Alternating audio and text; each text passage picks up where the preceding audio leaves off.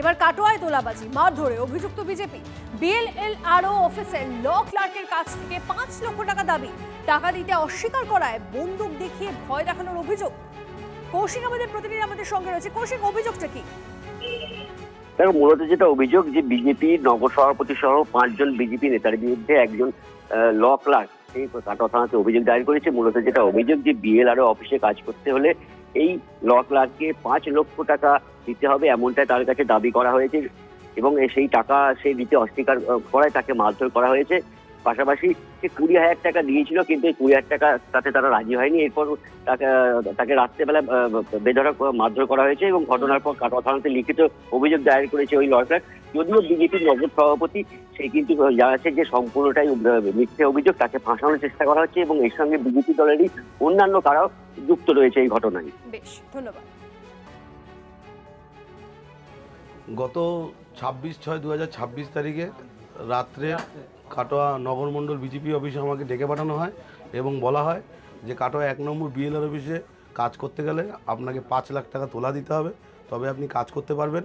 আমি সেই তোলা দিতে অস্বীকার করি। পরবর্তীকালে বিভিন্ন চাপে আমি 20,000 টাকা দিই এবং বাদবাকি টাকা দিইনি বলে আমার উপর গতকাল রাতে এই বিশ্বজিৎ অধিকারী, অতনু সাহা এবং ধীরাজ দাসের নেতৃত্বে বিভিন্ন ধরনের অস্ত্র নিয়ে আমার উপর চড়া হয় এবং তার মধ্যে বন্দুকও ওদের কোমরে গোজা ছিল। দিয়ে তারপর আমাকে প্রহার করে, চত্থাপড় মারে, ধাক্কাধাক্কি হয় এবং তার ভিডিও ফুটেজ আমার কাছে আছে। চটটাই মারি নয়, পুরো ইআই করা আছে। 4 তারিখের পরে যারা তৃণমূল থেকে বিজেপি হয়েছে তাদের আমরা মেনে নিতে পারছি না, দলে যুক্ত হওয়ার ব্যাপারে। সেটা আমাদের শ্রমিক ভট্টাচার্য বলেছে যে তৃণমূল থেকে যারা দাগি আসামি তাদের দলে নেওয়া যাবে না। আর এরা কি করছে, যেহেতু দীর্ঘদিন এরা নিজের পয়সা, ব্যবসায় চুরি ডাকাতি, ইনকাম যেন বেআইনি কাজগুলো করার ঠিকই রাখার জন্যে এই অসাধু বিজেপির সঙ্গে যারা 4 তারিখে বিজেপি হয়েছে তাদের সঙ্গে যুক্ত হয়েছে। যেহেতু আমরা ওকে নেব না দলে, সেই হিসাবে ও ওদের সঙ্গে এক হয়ে আমার বিরুদ্ধে একটা এলিগেশন আনছে। এটা সাজানো ঘটনা। প্রথম কথা হচ্ছে যে কেউ থানায় গিয়ে যা কিছু বলতে পারে। সর্বপ্রথম হচ্ছে প্রমাণটা দেখাতে হবে। আমি আবারও বললাম, ভারতীয় জনতা পার্টি কাটোয়া নগর অফিসে সিসিটিভি ক্যামেরা আছে। আমি চাইলে সেই সিসিটিভি ফুটেজ দেখাতে পারি।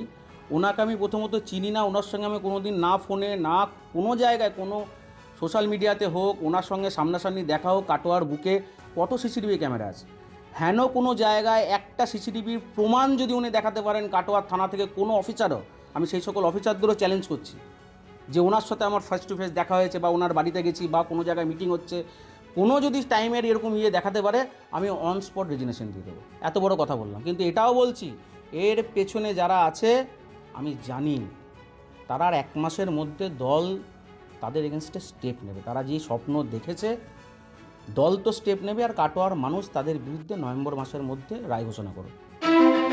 TV9 বাংলা সুস্বাস্থ্য 2026।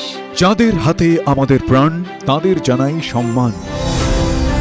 যে চিকিৎসকরা আমাদের জীবনটাকে ঘিরে রেখেছেন তাদের সম্মান জানাবো আমরা। TV9 বাংলা হেলথ কনক্লেভ পুরস্কার যেগুলো দিচ্ছেন তার জন্য চিকিৎসকরা উদ্বুদ্ধ হয়। স্বাস্থ্য পরিষেবায় সেরার সম্মান। দেখুন TV9 বাংলা সুস্বাস্থ্য, শনিবার বিকেল 5টা বেজে 25 মিনিটে TV9 বাংলায়। TV9 বাংলা, না দেখলেই নয়।